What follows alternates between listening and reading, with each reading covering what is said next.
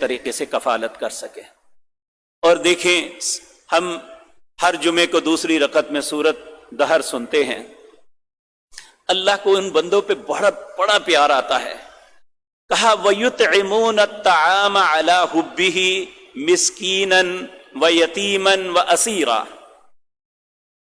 کہ میرے وہ بندے جو کھلاتے ہیں اپنے رب کو راضی کرنے کے لیے یتیموں کو، مسکینوں کو اور قیدیوں کو، اور کھلانے کے بعد یہ نہیں کہتے، پتہ کیا کہتے ہیں؟ انما نطعمکم لوجہ اللہ، ہم نے تو صرف اللہ کو راضی کرنے کے لیے کھلایا ہے۔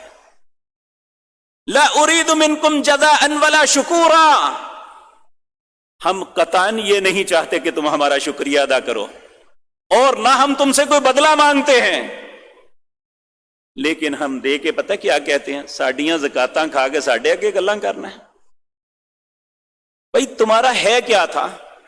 جب ہم نے زکات دی وہ حق ان کا تھا جو ہم نے دیا، ہم نے اپنے سر سے بوجھ اتارا، ہم اللہ کی بارگاہ میں مجرم تھے اور اللہ کا حق دے کے جرم کی صف سے نکل گئے۔ اللہ ہم نے اپنے مال کو پاک کیا، وہ جو انہیں دیا تھا وہ انہی کا حق تھا، ہم یہ بات زندگی بھر نہیں کہہ سکتے۔ اللہ رب العزت سورۃ بقرہ کے اندر یہ فرماتے ہیں، وہ لوگ جو اپنا مال خرچ کرتے ہیں پھر ایذا دیتے ہیں، کہا ان کے لیے اللہ کا یہ فرمان قول معروف ومغفرۃ خیر من صدقۃ یتبعها اذى، اچھے انداز میں کہہ دو بابا جی معاف کرو، اماں جی آپ معاف کریں، یہ بہتر ہے اس بات سے کہ صدقہ دے کے اسے ایذا دو، اسے کسی تکلیف میں یا اسے تانا زنی کرنی شروع کر دو۔ اور اسی طرح میرے پیارے بھائیوں، کسی کو دکھانے کے لیے نہ کرو کہ کوئی کسی کے سامنے ہم دکھا کے کریں کہ میں یہ کر رہا ہوں۔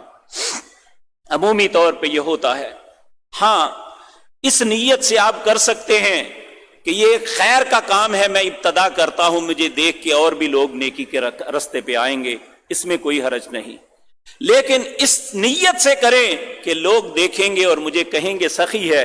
قیامت کے دن سب سے پہلے 3 لوگ جو جہنم سے گرم کیے جائیں گے، ان میں ایک یہ غنی انسان بھی ہوگا۔ اللہ اس سے پوچھیں گے میں نے تجھے مال دیا، کیا کیا؟ تو وہ کہے گا اللہ میں تیرے رستے میں دن رات خرچ کرتا رہا۔ اللہ کہیں گے کذبتا، جھوٹ بولتا ہے، تو نے تو اس لیے کیا کہ لوگ کہیں بڑا سخی آدمی تھا، اس لیے میں اللہ کا واسطہ دے کے کہتا ہوں اپنے گھر، اپنی دکان، اپنی فیکٹری کے دروازے پہ لائنیں نہ لگوائیں، حقدار کو ان کا حق وہاں ان کے گھر تک پہنچائیں، کیونکہ یہ دکھاوے کا معاملہ یہ انسان کے لیے بڑا خطرناک بن جائے گا۔ اللہ ہمیں محفوظ فرمائے۔ تیسری مد والعاملین، سرکاری اسلامی حکومت کے اندر، سرکاری محکمے میں جو لوگ عمل کرتے ہیں، کام کرتے ہیں، زکوٰۃ کی مد میں سے انہیں تنخواہ دی جا سکتی ہے۔ وَالْمُؤَلِّفَةِ قُلُوبُهُمْ، اور جن کے دل اسلام، ایسے غیر مسلمان، ایسے نان مسلم، انہیں زکوٰۃ دی جا سکتی ہے جن کے دل اسلام کی طرف مائل ہیں۔ جو اپنے مذہب پہ سٹرک ہیں انہیں زکوٰۃ نہیں دی جا سکتی، ایسے غیر مسلمان انہیں زکوٰۃ دی جا سکتی ہے جس کا دل اسلام کی طرف مائل ہے، ہماری ہیلپ سے وہ اسلام کی طرف مائل ہو کے مسلمان ہو جائیں گے، انہیں بھی زکوٰۃ دی جا سکتی ہے۔ وفی الرقاب، اللہ اکبر، گردن چھڑانا۔ اس زمانے میں تو غلام تھے جن کی گردن چھڑائی جا سکتی تھی، آج مقروض کی گردن کو چھڑانا یہ زکوٰۃ سے کیا جا سکتا ہے۔ لیکن مقروض کون سا؟ جس نے بینک سے قرضہ لے کے سود پہ پیسے لیے تھے، اب وہ کرائسس میں آ گیا، یہ نہیں، جو کام کرتے ہوئے بیچارہ کسی معاملے میں کرائسس میں آیا، اسے گھاٹا پڑ گیا، ایسا مقروض آدمی وفی الرقاب، اس کی گردن کو آزاد کروانا، یہ اس سے کر سکتے ہیں۔ والغارمین، اور جسے چٹی پڑ جائے۔ چٹی کیا ہے؟ کہ آپ منصف بنے ہیں، آپ نے کہا اگر یہ پیسے نہیں دے گا تو میں دے دوں گا، وہ مکر گیا، نہیں دے رہا، اللہ نے کہا اب تم نے اپنا عہد پورا کرنا ہے، چاہے اپنی زکوٰۃ سے دے دو یا لوگوں سے زکوٰۃ لے کے پیسے دے دو، جو عہد اللہ کے نام پہ کیا تھا اسے تم نے پورا کرنا ہے۔ تو اگر چٹی پڑ جائے انسان کو ایسے کسی بھی معاملے میں اس نے نہیں دینے تھے، کسی کی ضمانت دے بیٹھا، تو اسے چاہیے کہ اس ضمانت کو بھرے، چاہے اپنی زکوٰۃ کے پیسوں سے یا لوگوں سے لے کے، وفی سبیل اللہ، اللہ کے رستے میں۔ یہ بڑا وسیع موضوع ہے۔ آپ ایک ہسپتال بناتے ہیں، اس میں غرباء، مساکین اور عوام الناس کا علاج مفت کرتے ہیں، ایسے ہسپتال کو دی جا سکتی ہے، کیونکہ یہ بھی اللہ کے لیے کیا جاتا ہے، انسانیت کی خدمت کے لیے۔ اسی طرح مدارس، جہاں اللہ کے قرآن کی تعلیم دی جاتی ہے تاکہ اللہ کے دین کو پھیلایا جا سکے، آپ انہیں دے سکتے ہیں۔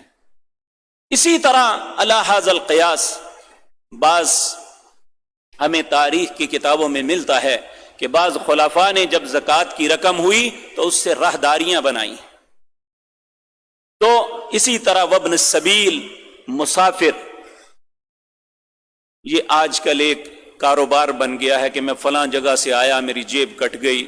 اگر واقعتاً کو مسافر، اس کے پاس توشہ ختم ہو گیا تو زکوٰۃ کے مال، چاہے وہ اپنے گھر میں امیر کیوں نہیں، اسے زکوٰۃ کے مال میں سے گھر جانے تک اسباب دیے جا سکتے ہیں۔